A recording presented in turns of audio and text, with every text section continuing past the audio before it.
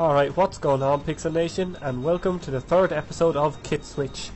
Now, I get a lot of questions regarding javelins, SOFLAMs, laser designation, lock-on, and all kinds of stuff like this, so I've decided to dedicate an entire episode to laser designated targets, locking on, and the differences it makes in-game. Okay, so the first thing we have to do is actually to laser designate a target. What this actually means is it's to mark a target for lock-on. Essentially, it's kind of like giving away your enemy's position in a massive way.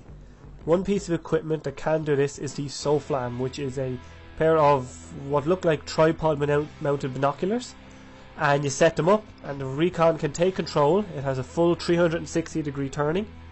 Here you can see I've mounted it on top of a tower crane, which allows me to get a great view of the enemy base and laser designate the targets.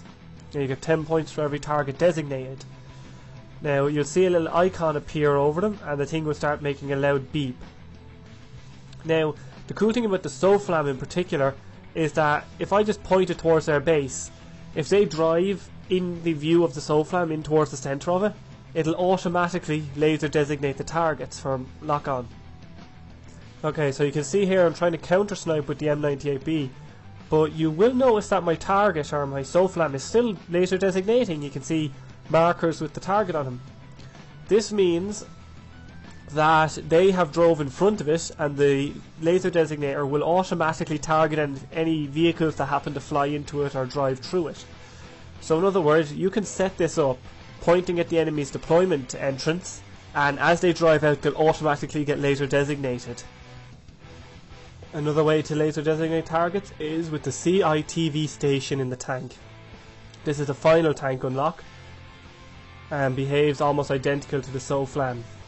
Now I personally do not have this unlocked. I have to thank Mr. D. Crew Collin for the footage. He very kindly supplied it. And as you can see down on the right, this is actually a third seat in a tank. So if a tank's driving away with two people in it, you can actually hop into the third seat and start marking targets while hitching a lift to somewhere.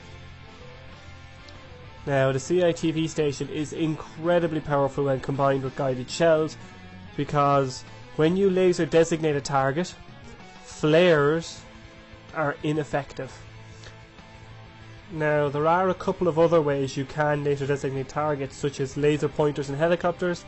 I think there's an unlock for the jet that does it, but these are the most common ways, and with the SOFLAM and the CITV station in the tanks.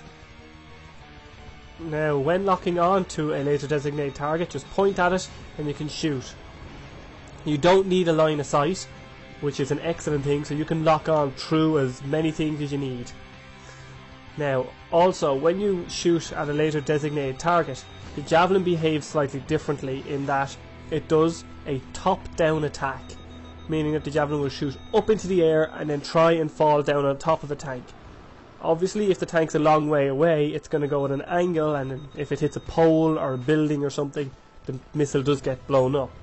But as you can see, you can deal out a massive amount of damage very quickly, and you can disable tanks pretty much in one shot with the javelin on a laser designated target. However, locking onto tanks and ground vehicles is not where the javelin shines when using with laser designators. It can lock on to any designated vehicle, including aircraft. Sometimes it can take a bit of time for your javelin to get there, but the biggest strength is, as you just saw, a javelin is a one-hit kill on any aircraft. That means it's an instant destroy, which is ridiculously powerful. Also, the javelin, when used on a laser designated target, negates all flares. In other words, no IR smoke, no flares, there is no stopping you. Once you've locked onto a laser designated target, it is dead. There is no way of counter-reacting a laser designation. That javelin is going to kill you one way or another. However, it's not just javelins that get all the fun. Here I'm communicating with the person through Skype in my CITV station, and as you can see, guided shells can also lock onto laser designated aircraft, and they are a one-shot kill as well. If you use this correctly and you're communicating correctly, you can be pretty much an anti-aircraft vehicle in a main battle tank. Also, you can use the guided missile on laser designated enemy tanks, which means it will perform a similar top-down attack to the Javelin. In other words, the rocket will go out of the barrel, shoot up and drop down on top of the tank to deal extra damage. Now, laser designated targets can be locked on from very far away. Also, other weapons that work with laser designation are the guided missiles on choppers and jets. These can actually lock on to laser designated air targets and provide the same one-hit destroy. Normally these only lock to ground targets. Get your laser designators out and start ripping apart enemy vehicles in ridiculous speed. But as always guys, it has been good talk, and I'll see you out there.